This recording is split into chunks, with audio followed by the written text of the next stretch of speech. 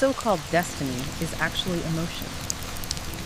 Welcome, learners, to another deep dive. Today, we're really getting into something fundamental, something that shapes your whole life, your emotions.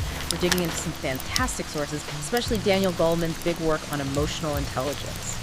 Quite a stack here. Yeah, it's fascinating stuff. And what really jumps out is how we often, put feelings in one box and our life path in another. But actually, they're deeply connected, aren't they? This deep dive is really about showing how getting a handle on your emotional world isn't just about, feeling happier. It's about unlocking potential everywhere. That's a great way to put it, unlocking potential. So we're going to explore why emotions are way more than just, fleeting feelings, how they literally guide our choices, our connections with people, even our physical health. And here's the really exciting part. Unlike IQ, emotional intelligence, or EQ, well, you can actually learn it. You can improve it anytime. So hopefully you'll have some aha moments today.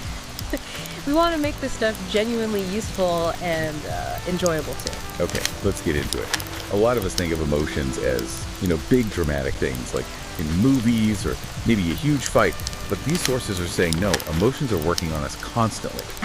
All the time. Oh, absolutely. All the time. They're not just background music. They shape how we decide things, how we see the world. They're crucial for any interaction, really. They give us these advantages for living a good life. Think about learning from experience. Like if a kid touches a hot stove, that intense pain, bang, it creates a really strong memory. Right. Instant. Exactly. The emotion, the pain teaches them super effectively, don't do that again. It's primal. A built-in survival mechanism almost, using feelings as data. Precisely. Or think about understanding other people. You see someone, maybe their fists are clenched, their voice is loud. Yeah. You instantly get a sense they're angry, right? Mm-hmm. Your own emotions help you read those signals, maybe even predict what they might do next. Like, are they about to lash out? Yeah, that unconscious reading of people is amazing, isn't it? Think about a time you just knew someone's mood without them saying a word. What tipped you off? Our sources talk about this idea of having two minds. One thinks, one feels. Mm-hmm. The thinking mind and the feeling mind. And our mental life is really about how these two dance together. Basically, we've got the thinking brain, the neocortex, for logic and reason, and the feeling brain, the limbic system, especially amygdala. That's where emotions fire up. And they're heavily wired together. Okay, so wired together, how does that connection work, practically speaking? Well, the amygdala is like the brain's security alarm. It can trigger a full-body response almost instantly. Sometimes before the thinking brain even fully knows what's happening. It's super fast. An alarm system. So it can hijack the system. That's exactly what the sources call it, neural hijacking. There's this really tragic story of Matilda Crabtree, 14 years old. She decided to hide in a closet to surprise her dad when he got home late. He thought she was out, heard noises, got scared, grabbed his gun. Oh no. And when she jumped out yelling, "Boo!" he shot her, just reacted. He said later, "My head just exploded." Pure amygdala panic before his thinking brain caught up. That's absolutely heartbreaking. A split-second emotional override with just devastating results. It really shows the power. But sometimes that alarm saves you. There's another account, someone driving on a mountain pass, suddenly hit by blinding snow. Pure fear kicks in, heart pounding. They pull over immediately.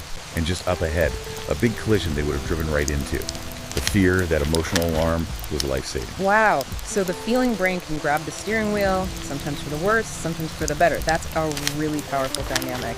Does anything make these hijackings more likely or less helpful? That's a really good question. Things like chronic stress or past trauma, yeah, they can make someone more prone to those reactive states. But things like mindfulness, learning to regulate emotions, they can strengthen the connection from the thinking brain back to the feeling brain, make hijackings less likely. Because the thinking brain does help regulate things. Think about a loud bang. Your feeling brain might jump, but your thinking brain quickly assesses, okay, just a car backfiring, no danger, and calms things down. Okay, so it's not just a one-way street. The thinking brain can put the brakes on. Exactly. The prefrontal lobe, especially the left side, acts like an off switch for really distressing emotions. It helps dial down the negative, boost the positive. Yeah. If that area is damaged, people can either worry constantly or become, almost inappropriately cheerful. Like a built-in thermostat for feelings. Okay, so we prize IQ, right, academic smarts. But these sources argue pretty strongly for another kind of intelligence. Oh, definitely. IQ matters, no question. But emotional intelligence, EQ, is just as vital for a successful, fulfilling life. Your intellect just can't operate at its peak without EQ. Think about that student, Jason H. straight A's, obsessed with Harvard. The one who stabbed his teacher. Yeah, over a B grade, an 80 on a quiz. He thought it ruined his chances. Clearly, his high IQ didn't give him the tools to handle that emotional blow that preceded failure. Such a stark contrast. High intellect, but emotionally derailed. Exactly. And it's not just extreme cases. There was this long-term study at Harvard starting back in the 40s. Even among these really bright students, the ones with the absolute highest test scores, they weren't necessarily more successful later in life, not in terms of salary or productivity or even happiness in relationships, compared to their peers who scored a bit lower. Wow. So book smarts alone really don't predict life success or happiness. Not on their own, no. It really pushes us towards harmonizing head and heart, not letting reason totally shut down emotion, or vice versa. Harmonize head and heart. I like that phrase. It feels like what Goleman is getting at with his model of emotional intelligence. He talks about 4 key areas, right? Like pillars holding it all up. And crucially, these are skills you can build. Exactly. Skills, not fixed traits. So the first pillar is self-awareness. Basically, knowing what you're feeling when you're feeling it. And importantly, understanding how those feelings are affecting your thoughts, your perceptions, what you feel like doing. It's being aware of your mood and also your thoughts about your mood. So not just I feel angry, but more like, okay, I notice anger is arising in me right now, and I can see it's making me want to snap. That kind of observation. Precisely. That little bit of distance, that self-reflection. There's this old story about a samurai and a Zen master. The samurai demands the master explain heaven and hell. The monk just dismisses him. You're just a brute. I haven't got time for you. The samurai gets furious, draws his sword. The monk says calmly, that is hell. The samurai gets it instantly, calms down, sheathes his sword, bows. The monk says, and that is heaven. True self-awareness is that samurai noticing how this is rage I'm feeling, even while feeling it, instead of just being swept away. But it's not always straightforward. Some people have alexithymia. They struggle to even identify or name their feelings. They might feel awful but can't say if it's sadness, anger, anxiety. It shows that recognizing feelings isn't automatic for everyone. Fascinating. A real challenge if you can't even label what's going on inside. Okay, so once you are aware, what's next? That must be the second pillar, managing those feelings. Spot on. Pillar 2 is self-management, handling your emotions effectively. It's about navigating those inner storms, not being, as Shakespeare put it, passion slave. The goal isn't to suppress feelings. Life would be pretty gray without passion. But to have the right emotion for the right situation at the right intensity. It's about appropriateness. Think about the marshmallow test, that classic study. Ah, yes, the kids and the marshmallows, 1 now or 2 later. Exactly. 4-year-olds. Yeah. And the ones who could wait, who distracted themselves, maybe covered their eyes, sang a song. Years later, they were found to be more socially competent, better able to handle stress, more confident, and get this, they scored significantly higher on their SATs, like 210 points higher on average, just from being able to delay that impulse at age 4. Wow, 210 points. That's a huge difference. Linking back to that early self-control. So for us adults, the marshmallows are maybe, not yelling in traffic or not eating the whole cake. How do we manage those bigger impulses? Good question. Let's take anger. When you feel threatened or insulted, your body floods with energy, fight or flight, right? Strategies like taking a walk, deep breathing, they physically shift your state from high arousal down. And here's a key thing from the sources. Venting anger, like yelling or punching a pillow, usually doesn't get rid of it. It often just feeds the fire. Really? That goes against a lot of common advice, doesn't it? Like, let it all out. It does. But the research suggests venting can actually prolong or intensify the anger. Finding ways to cool down physiologically is more effective. Okay, good to know. What about worry or sadness? Worry, especially chronic worry, often just spins in circles, right? Rumination doesn't lead to solution. So step 1 is self-awareness, again, catching yourself early in the worry cycle. Then, actively using relaxation techniques you practice. For sadness, well, grief has its place for processing loss. But that lingering melancholy, distraction can be really helpful. Socializing, engaging in something absorbing like a good movie or a sports game, it can shift your mood, pull you out of that downward spiral. Right, actively shifting focus. Makes sense. Okay, so we've got self-awareness, self-management. What's pillar 3? Tuning into others. Exactly. Social awareness. This is really about empathy. The core people skill means picking up on and responding appropriately to other people's feelings, their motivations, what they want. And so much of this is nonverbal, isn't it? Tone of voice, posture, facial expressions. We instinctively read things like clenched fists, or someone going pale, or a jaw dropping in shock. That unspoken emotional channel. It's like we're constantly sending and receiving signals. And this starts really early, doesn't it? Even in babies. Oh, absolutely. You see the seeds of empathy in infancy. There are these sweet observations, like a 9-month-old girl, Hope, crying when she saw another baby fall down, or a 15-month-old boy, Michael, seeing his friend cry and toddling over to give him his own teddy bear. Early sympathetic distress. But the flip side is also important to understand. The lack of empathy. It's a hallmark feature in criminal psychopaths, rapists, child molesters. Allows them to rationalize cruelty because they just don't feel the other person's pain. There's even disturbing research on some violent men who batter their wives. Their heart rate actually goes down as they get angrier. It's cold, calculated violence, not a hot-headed explosion. Ugh, that's chilling. That lack of connection, that coldness. It's hard to fathom. It really underscores how vital empathy is for, well, humane society. So that brings us to the fourth pillar, which must be about putting it all together in interactions, relationship management. That's right. Relationship management. This is the art of handling emotions in others. Inspiring, influencing, resolving conflict, building bonds. It's what makes great leaders, sure, but it's essential in everyday life, too. There's a fantastic story from an Aikido student, Terry Dobson, back in the 50s on a Tokyo train. A huge, drunk, aggressive laborer gets on, yelling, shoving people. Terrifying situation. Dobson, being young and trained in Aikido, was ready to step in physically. Okay, tense moment. Yeah. But before he could, this tiny, elderly Japanese man in a kimono pipes up, "Hey," with real warmth. He starts chatting with the drunk guy. "What you been drinking?" he asks, cheerfully. Then shares stories about his own love for sake, his wife, his garden. He completely disarmed the guy with empathy and connection. The drunk man actually started sobbing about his own troubles. The anger just dissolved. Yeah. Pure emotional brilliance. Wow, that's incredible. Using connection to diffuse aggression, that's like emotional judo. And you can see how that skill would be invaluable at work, right? Absolutely. A lack of these skills in organizations. It kills productivity, causes high turnover. Take giving feedback. Criticism. It's necessary, but how you do it matters hugely. A sarcastic manager can destroy morale. But an artful critique that's specific, focuses on the problem, not the person, offers solutions, shows respect, that actually motivates people. It's the difference between, "That's a stupid idea," and, the challenge here might be X, have you thought about trying Y? Huge difference in how that lands. Massive. Even at a place like Bell Labs, full of brilliant scientists and engineers, the real stars, the top performers, they weren't just the ones with the highest IQs. They were the ones who were great at motivating themselves and at building strong networks. They built relationships before they needed help. That's relationship management. So it really permeates everything, not just personal feelings, not just work, but our actual physical health too. That connection seems profound. It really is. There's a whole field now, psychoneuroimmunology, P&I, studying this mind-body link.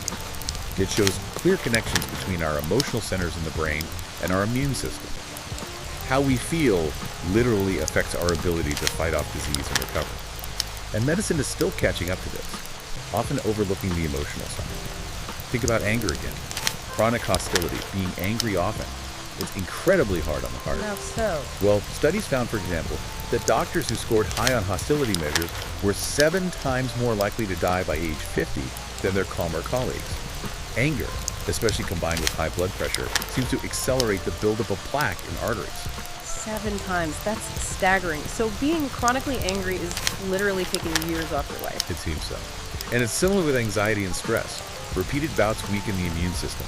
Makes you more vulnerable to infections, things like colds, herpes outbreaks. People in high-stress jobs show sharp increases in substances linked to heart attacks and strokes. But on the flip side, optimism helps. How does optimism help physically? Well, one study looked at heart attack survivors. 8 years later, the optimists were significantly more likely to still be alive than the pessimists. Optimism was a better predictor of survival than many standard medical risk factors. And maybe the biggest factor, connection. Social isolation literally doubles your risk of getting sick or dying. Doubles it. More than smoking. More risk than smoking, high blood pressure, obesity, lack of exercise. Being lonely is seriously bad for your health. Close emotional ties are protective. There was a powerful study with women who had advanced breast cancer. Those who attended a weekly support group lived, on average, twice as long as those who didn't have that group support. Twice as long, just from connection and support. Seems so. As one patient put it, compassion is not mere hand-holding, it is good medicine. Wow, that's incredibly moving. Good medicine indeed. So, okay, if emotions have this huge impact on health, success, everything, how do we get better at this? How do we foster EQ, especially for kids?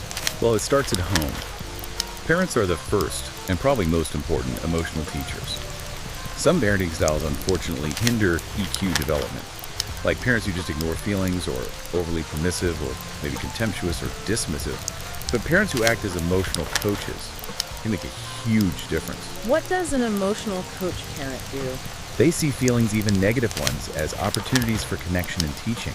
They take the child's feelings seriously, help them label what they're feeling, understand it, and find positive ways to cope or soothe themselves. And kids raised this way, they tend to be more popular, handle stress better, are less prone to behavioral issues, and even get better grades. That makes so much sense, laying that foundation early. Absolutely. Remember the marshmallow test? That ability to delay gratification at age 4. It predicted that 210-point SAT advantage 14 years later. Early emotional lessons stick. They really shape long-term outcomes. So, building on that home foundation, what about schools? Is there a role for teaching EQ in education? Definitely. And it's increasingly urgent. We're seeing trends globally suggesting kids are facing more emotional challenges, more anxiety, depression, aggression. So emotional literacy programs in schools, they're becoming recognized as a powerful intervention. Some schools use curriculums actually called things like self-science. Self-science, what do they teach? They teach kids to recognize their feelings, Okay. see the links between thoughts, feelings, and reactions, understand consequences, manage impulses, basically all the components of EQ we've been talking about. They might use simple tools like the stoplight method. Stoplight, how does that work? It's simple and concrete. Red light. Stop, calm down, think before you act. Yellow light. Say the problem, how you feel. Set a goal, think of different solutions and what might happen. Green light. Go ahead, try the best plan. That's great. Really practical for kids in the moment, isn't it? Like when they're arguing over a toy or something. Exactly. There's this example of two fifth graders, Tucker and Ramon, working on a puzzle. An argument starts about who's being disruptive. Instead of it escalating into a fight, their teacher coached them using skills they'd learned. They used active listening, really hearing each other out. They used I statements to express feelings without blaming. Tucker learned to give feedback constructively. Ramon learned to explain why the label felt unfair. They resolved it peacefully. That's emotional learning in action. Ultimately, building EQ is about building character. It develops that psychological muscle, as Goleman called it, for moral conduct, self-discipline, impulse control, empathy. It all ties together, doesn't it? From understanding ourselves to interacting better to building stronger communities. And the key message seems to be these aren't fixed traits. We can learn and grow. That's the crucial takeaway. Emotional capacities aren't set in stone. They can be learned, practiced, improved. Childhood is a key window, yes, for wiring the brain's emotional circuits. But the learning and refining can and should continue throughout life. So whether it's handling a tough moment on a train, getting that promotion, raising a family, or even boosting your physical health, emotional intelligence isn't just some nice-to-have soft skill. It really sounds like a fundamental capability for a genuinely fulfilling life. It's about having more agency in your own destiny. Beautifully put. That journey of understanding and harmonizing your emotional and rational minds, it is lifelong. And as we've explored today, it's definitely a journey worth embarking on because your destiny is constantly being shaped by your emotions. So maybe a question for you to reflect on this. What's one emotional habit, just one, that you might choose to work on starting today? A great question to leave us with. And as you ponder that, we want to share 3 powerful quotes from the sources, ideas to really hold on to. First, intellect cannot work at its best without emotional intelligence. So true. Second, temperament is not destiny. That's empowering, isn't it? And finally, the older paradigm held an ideal of reason free of the weight of emotion. The new paradigm urges us to harmonize head and heart. Thank you so much for diving deep with us today. Keep exploring, keep learning, and definitely keep harmonizing.